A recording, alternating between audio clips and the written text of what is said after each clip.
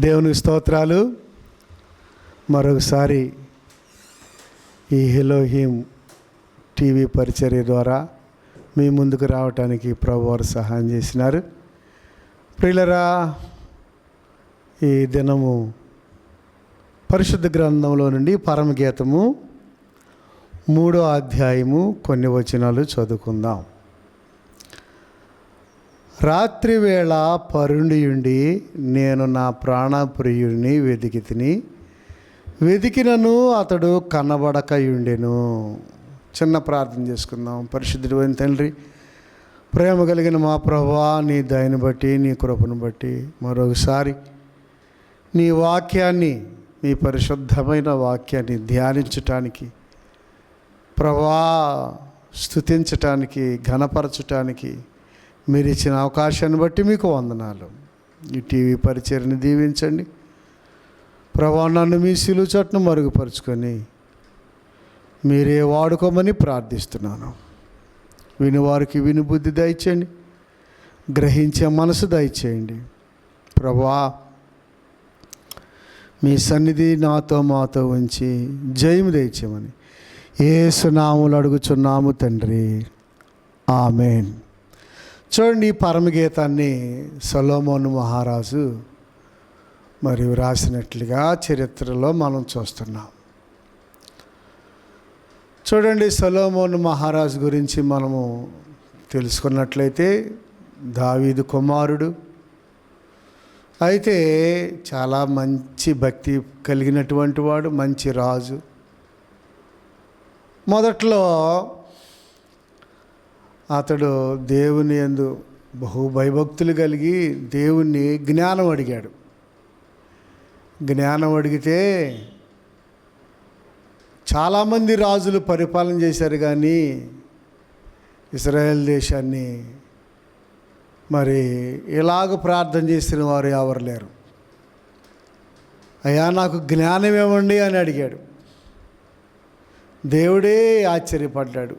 అయ్యా, నువ్వు జ్ఞానం అడుగుతున్నావు, జ్ఞానంతో పాటు నీకు ఐశ్వర్యాన్ని, మరి పేరు ప్రఖ్యాతల్ని నేను నీకు ఇస్తున్నాను అని అన్నాడు.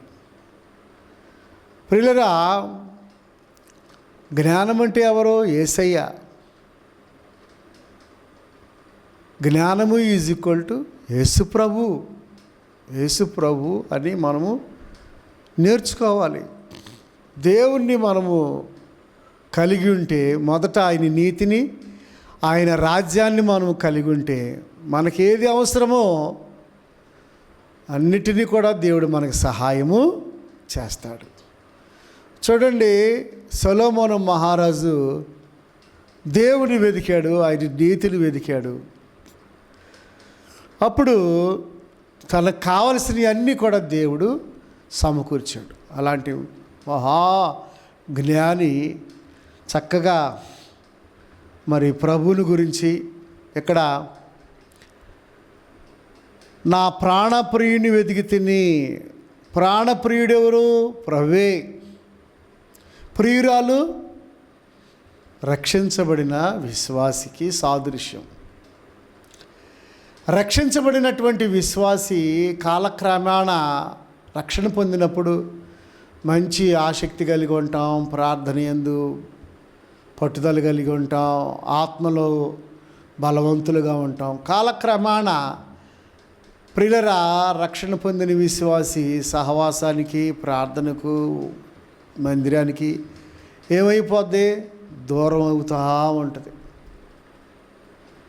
దూరం అయిపోతూ ఉంటుంది. సొలొమోను మహారాజు ప్రారంభంలో బాగానే ఉన్నాడు, కానీ రాను రాను ఆ మహారాజు ఏమయ్యాడు? లోకాశలకు గురైనట్లుగా వాక్యమే సెలవిస్తుంది. అయితే గుర్తెరిగాడు, అయ్యో ప్రారంభంలో ఉన్న భక్తి ఇప్పుడు లేదే, చాలా ప్రమాదం స్థాయిలో నేనున్నాను, కనుక నేను తేరుకోవాలి అనుకొని తేరుకున్నాడు. చివరిలో తేరుకున్నాడు, తాను చేసినవి అన్నీ సరి చేసుకున్నాడు. అందుకే ప్రసంగిలో ఉంటాడు, తెలుసుకున్న తర్వాత వ్యర్థము వ్యర్థము వ్యర్థము, సూర్యుని క్రింద మానవుడు నరుడు పడే ప్రయాస అంతా వ్యర్థము వ్యర్థము వ్యర్థము అని గ్రహించాడు. ప్రసంగి చివరిలో యెహోవా యందు భయభక్తులు కలిగినటే మానవ కోటికి విధి అని రాశాడు. కనుక సంఘము, రక్షించబడినటువంటి విశ్వాసులు లేదా సేవకులు రాను రాను ఏమవుతారంటే బలహీనులు అవుతారు. బలహీనులు అయ్యి ఏ అనుభవంలోకి వస్తారు? రాత్రి వేళ అనుభవంలోకి వస్తారు. రాత్రి అంటే చీకటి, అపవాది యొక్క సమయము. రాత్రివేళ అంటే ప్రియులరా శ్రమలకు గురైపోవటం, శోధనలకు గురైపోవటం, అపవాదికి దగ్గర అవటం. రాత్రివేళ పరుండి ఉండి అంటే పరుండి ఉండటం అంటే నిర్లక్ష్యము, అశ్రద్ధ, సోమరితనము. ఏమండి, దేవుడు నీకు ఒక పని అప్పగించినప్పుడు నిర్లక్ష్యం ఉండవచ్చా? సోమరితనం ఉండవచ్చా? అశ్రద్ధ ఉండవచ్చా?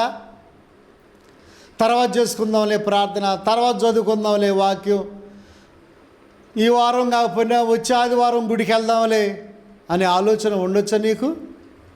అది చాలా తప్పు. నీ ఆత్మీయ జీవితం ఏమవుతుంది? దిగజారిపోతుంది. ఒకడు యెరూషలేము నుండి యెరికోకి దిగి వెళ్ళుచున్నట్లుగా,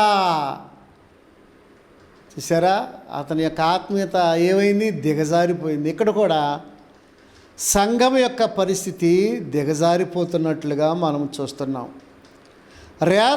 రాత్రివేళ పరుండి ఉండి నేను నా ప్రాణప్రియుని వెతికి తిని. రాత్రివేళ మళ్ళీ నిర్లక్ష్యము, చీకట్లో పడిపోయిన స్థితిలో ఉండి ప్రాణప్రియుడిని వెతికితే కనబడతాడా ప్రియులరా? కనబడతాడు. ఎప్పుడు కనపడతాడు?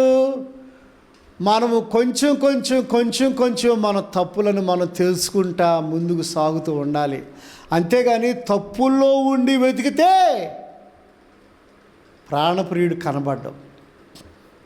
బలహీనతల్లో ఉండి వెతకాలని అనుకో. మాకు బలహీనతలను విడిచి తప్పులను ఒప్పుకొని పశ్చాత్తాపడి వెతకాలి. చూడండి, నేనిప్పుడే లేచెదను, నేను నా ప్రాణపురిని వెతికి తిని, వెతికినను అతడు నాకు కనబడకయుండెను. నేనిప్పుడే లేచెదను, లేవాలి. నేనిప్పుడే లేచెదను, లేవాలంటే సియోను కుమారి, నీ దుమ్మును ధూళిని నీవు దులుపుకో,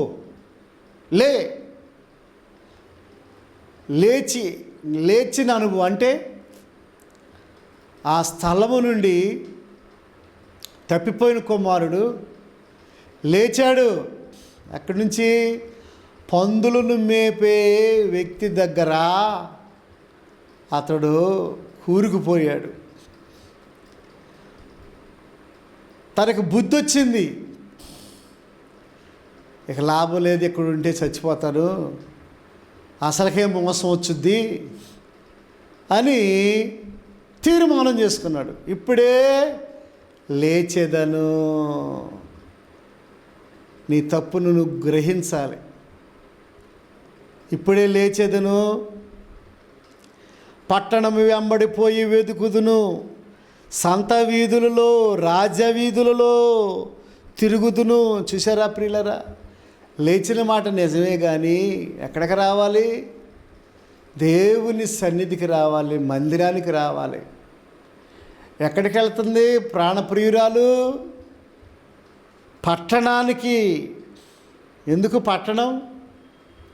పట్టణం చూద్దామనా? పట్టణంలో ఏముంటుంది? చాలా పట్టణాలు ఉన్నాయి. ఆ పట్టణం, ఈ పట్టణం, ఆ పట్టణం అని చాలామంది వెళ్తున్నారు. ఏమండి, వెంట్రుకలు ఇస్తున్నారు, చెప్పులు లేకుండా నడుస్తున్నారు. ఏ పట్టణానికి వెళ్ళినా నీ హృదయం అనే పట్టణం సరి చేసుకోకపోతే లాభం లేదు. హృదయం ఎలా సరి అవుద్ది? యేసుక్రీస్తు ప్రభు అని నీ నోటితో ఒప్పుకొని నీ పాపాలు సరిచేసుకుంటూ ఆయన రక్తము చేత కడగబడిన అనుభవంలోనికి నువ్వు దేవుణ్ణి వేడుకుంటే దేవుడు తప్పనిసరిగా నీ పాపాలు క్షమిస్తాడు. పట్టణంలో ఉంటాడా దేవుడు? సంత వీధులలో ఉంటాడా దేవుడు? సంత వీధులలో, రాజవీధులలో. సంత వీధులు అంటే వ్యాపారం, సంత. ఏమండి? రాజవీధులలో రాజకీయం, రాజకీయాలు, వ్యాపారాలు అటు ఇటు తిరుగుతుంటే విరామం లేకుండా నీ ప్రాణప్రియుడు నీకు కనబడతాడండి? ప్రాణప్రియుడిని నువ్వు మోసం చేసేస్తున్నావు. నీ కొరకు ప్రాణం పెట్టి నీ కొరకు రక్తం చిందిస్తే కాదని నీ ప్రాణప్రియుడిని నువ్వేం చేస్తున్నావు? మోసం చేసి వేరే లోకాశలకి లోబడిపోయి అటు ఇటు పరిగెత్తుతుంటే కనబడతాడా ప్రాణప్రియుడు? పట్టణాల్లో ఉంటాడా? సంత వీధుల్లో ఉంటాడా? రాజవీధుల్లో ఉంటాడా? రాజకీయాల్లో ఉంటాడా? చెప్పరేంటండి?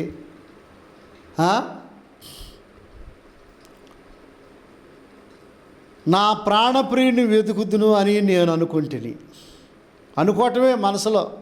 దొరుకుతాడా? నీకు మనసుకు నచ్చినట్టుగా నువ్వు చేస్తే దొరుకుతాడా? నువ్వు అనుకుంటే అక్కడ దొరుకుతాడు, ఇక్కడ దొరుకుతాడు, అక్కడ దొరుకుతాడు, ఇక్కడ దొరుకుతాడు అనుకుంటే నీకు దొరికే దేవుడే నాయనా. ఒకసారి వెలిగించబడ్డావు, రక్షించబడ్డావు, మళ్ళీ జారిపోయావు. అయినా పర్వాలా, వెతకాల్సిన రీతిలో నువ్వు వెతికితే తప్పనిసరిగా ఏ మానవుడు నశించిపోవటం, ఈ పాపి నశించిపోవటం ఆయనకి ఇష్టం లేదు. ప్రియులారా చూడండి, నేను అనుకుంటుని, నేను వెతికినను అతడు కనబడలేదు. పట్టణమునందు సంచరించు కావలివారు నాకెదురు పడగా మీరు నా ప్రాణప్రియుని చూచితిరా అని నేను అడిగి తిని. కావలివారు ఏమండి? వాళ్ళకే లేదు రక్షణ అనుభవం. ఏమండి? రక్షణ అనుభవం, లోతైన అనుభవం చాలామంది కాపరులకే తెలియదు. ఏమండి? వాళ్ళని అడిగితే వాళ్ళు ఏం చెబుతారు?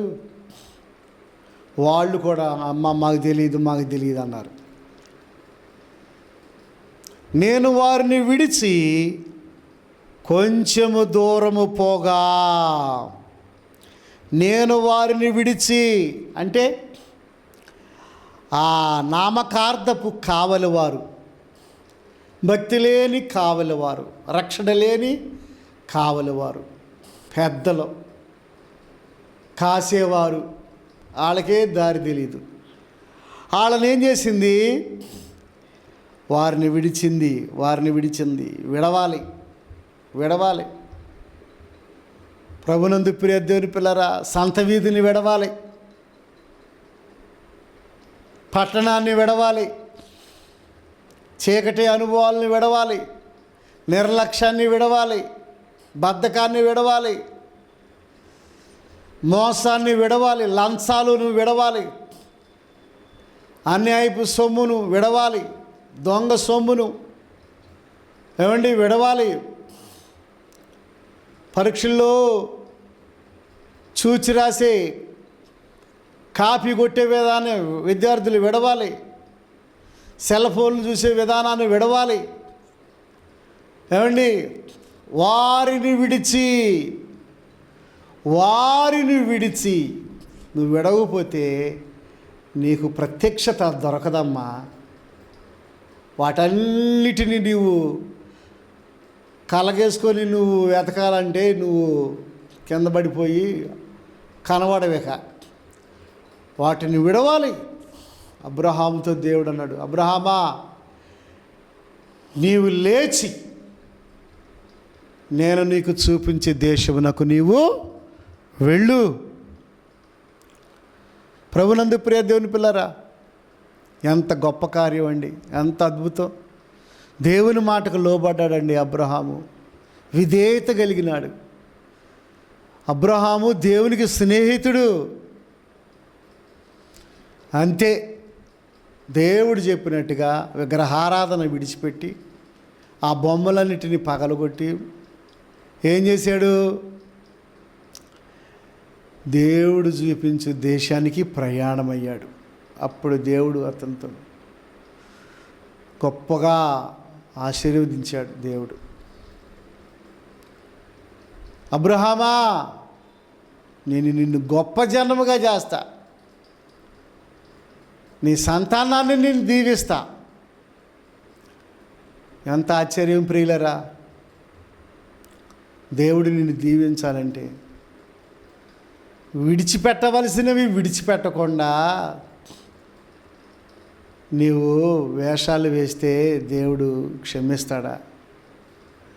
ఆదివారం ప్రార్థనకి సరిగ్గా రావు, బుధవారం రావు, శనివారం రావు, ఒక పండగలకి రావు, స్పెషల్ ప్రార్థనకి రావు, ఉపవాస ప్రార్థనకి రావు.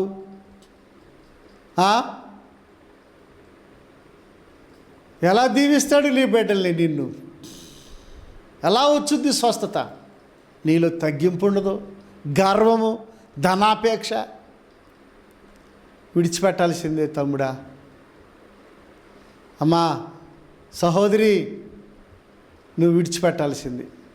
వాటన్నిటినీ విడిచి ఏమనుంది? వారిని విడిచి కొంచెము దూరము పోగా నా ప్రాణప్రియుడు నాకెదురుపడెను.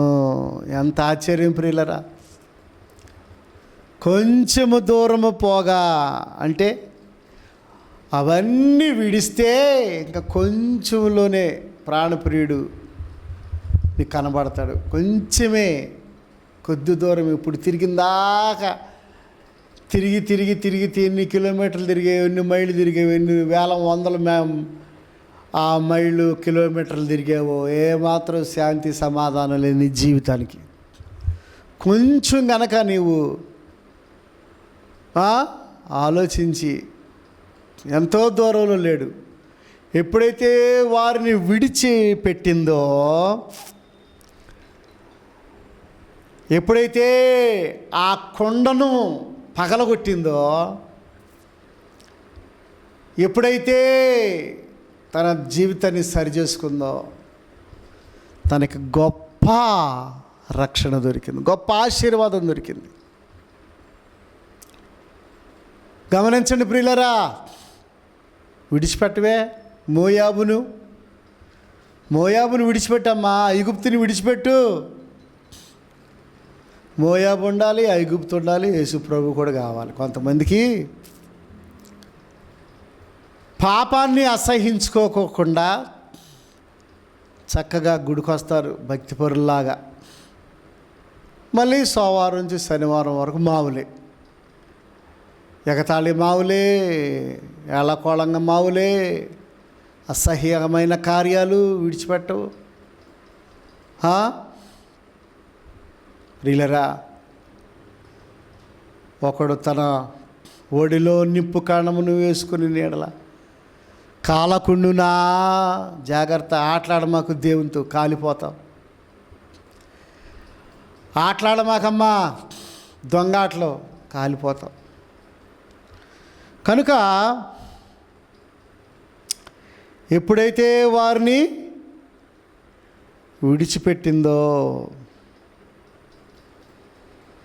కొంచెము దూరము పోగా నా ప్రాణప్రియుడు నాకెదురుపడెను. వదిలిపెట్టక నేను అతనిని పట్టుకొంటిని. చూసారా ప్రియులరా, దేవుని యొక్క కృప దొరికినప్పుడు ఏమండి, పౌలు గారికి దొరికినప్పుడు విడిచిపెట్టేశాడా? విడిచిపెట్టలా, గట్టిగా పట్టుకున్నాడు. నా ప్రాణప్రియుడిని నేను పట్టుకుంటుని విడిచిపెట్టలేదు. సహోదరుడా, సహోదరి, దేవుని సన్నిధిని నువ్వు విడిచిపెట్టేస్తున్నావు. దేవుని వాక్యాన్ని నువ్వు వదిలేస్తున్నావు. విడిచిపెట్టొద్దు తమ్ముడా. గట్టిగా పట్టుకో, గట్టిగా పట్టుకో ప్రభుని. నా ప్రాణప్రియుణ్ణి నేను నా తల్లి ఇంటికి తోడుకొని వచ్చి తిని. అమ్మా, నీ భర్తను నువ్వు ప్రేమిస్తున్నావా? పిల్లలు, మీ తల్లిదండ్రులను మీరు ప్రేమిస్తున్నారా?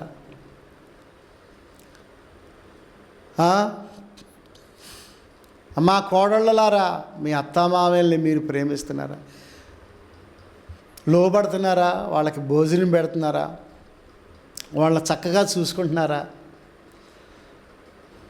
అయ్యా బాబులు, మీ తల్లిదండ్రుల్ని గౌరవించండి.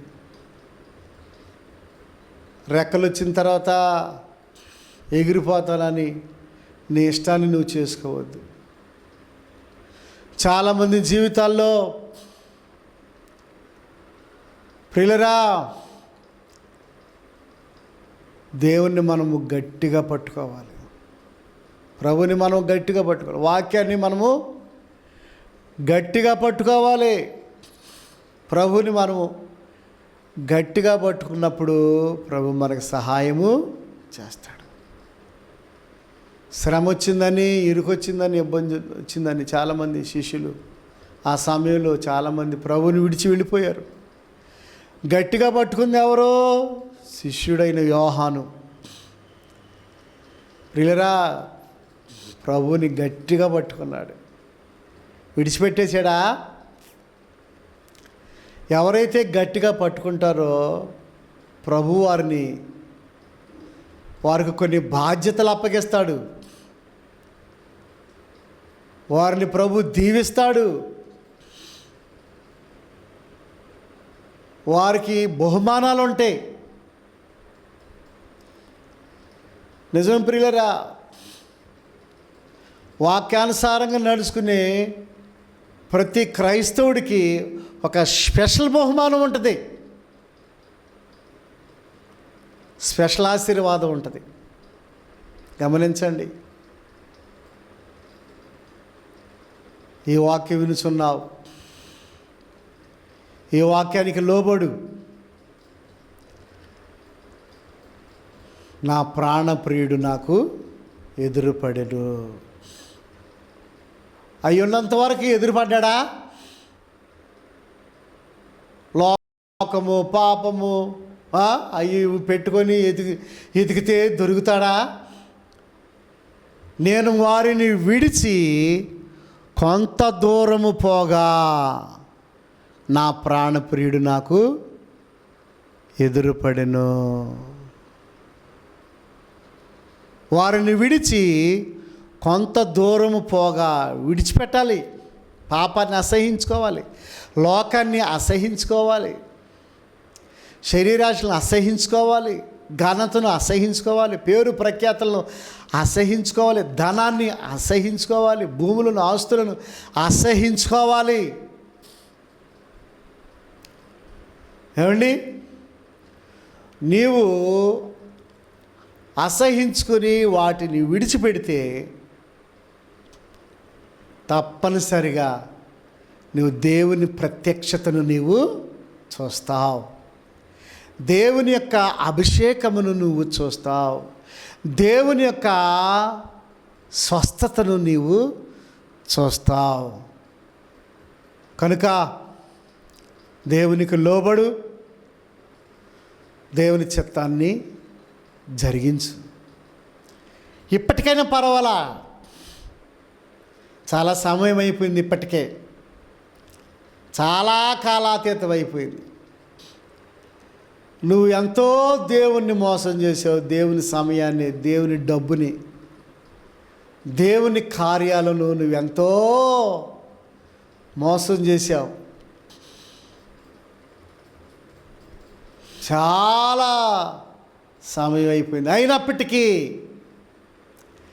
దేవుడు నిన్ను ప్రేమిస్తున్నాడు సోదరుడా. Jesus loves you.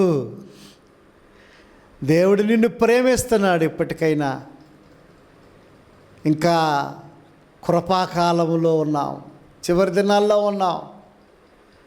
ఎంత ఘోర పాపినైనా ఆయన చేతులు చాపి పిలుస్తున్నాడు. నా కుమారుడా, నా కుమార్తె, నీ హృదయము నాకిమ్ము. నా కుమారుడా, నీ హృదయము నాకు ఇమ్ము. జాలితో సిలువలో చాపిన రెక్కల చాటుకు నిన్ను ప్రేమతో పిలుస్తున్నాడు. చాపాడమ్మ రెక్కలో, తల మీద ముళ్ళ కిరీటము, చేతులలో గాయాలు, కాళ్ళలో గాయాలు, ప్రక్కటెముకలో బళ్ళెపు పోటు, రక్తం కారుచూ ఉన్నది. ఇంకా యేసు రక్తము మనకి అవైలబుల్గా ఉంది. ఇంకా దేవుడు నిన్నెంతో ప్రేమిస్తున్నాడు. ఇప్పటికైనా మనసు మార్చుకొని నీవు లే, నీ దుమ్మును ధూళిని దులుపుకో, గోను పట్ట కట్టుకో, తల మీద బూడిద పోసుకొని కాళ్ళు వచ్చి ప్రార్థన చేయి. తప్పనిసరిగా దేవుడు నీకు సహాయము చేస్తాడు. దేవుడు నిన్ను, నీ కుటుంబాన్ని, వాక్యం వినిచినటువంటి సహోదరుడా, సహోదరి, దేవుడు నిన్ను దీవిస్తాడు. God bless you. ప్రార్థన చేసుకుందాం. ప్రభువా, మీకు వందనాలు చెల్లిస్తూ ఉన్నా నాయనా. ఇప్పుడే వారు తీర్మానం చేసుకొని వారు ఏ స్థితిలో పడిపోయారో ఆ స్థితిలో నుండి లేచి నిన్ను తెలుసుకోవటానికి, నిన్ను వెంబడించటానికి సహాయము చేయండి. మీ నామమునకు మహిమ తెచ్చుకో. ఈ పరిచర్ని దీవించండి, సహవాసాన్ని ఆశీర్వదించండి. ప్రభువా, ఈ టీవీ పరిచర్ని కూడా దీవించండి, ఆశీర్వదించండి. ఒట్టివాడిని అయ్యా, మట్టివాడిని కొద్ది మాటలు ప్రభు మా హృదయాల్లో పనిచేయనట్లుగా సహాయం చేయమని, నెమరు వేసుకునే భాగ్యం దయచేయమని యేసు నామములో అడుగుచున్నాము తండ్రి, ఆమేన్. తండ్రి ప్రేమ, కుమారుని కృప, పరిశుద్ధాత్మ సహాయము మీకు అందరికి ఎల్లప్పుడూ తోడైనగాక. Amen. Okay, God bless you. దేవుడు మిమ్మల్ని, మీ కుటుంబాన్ని దీవించునుగాక. ఆమేన్.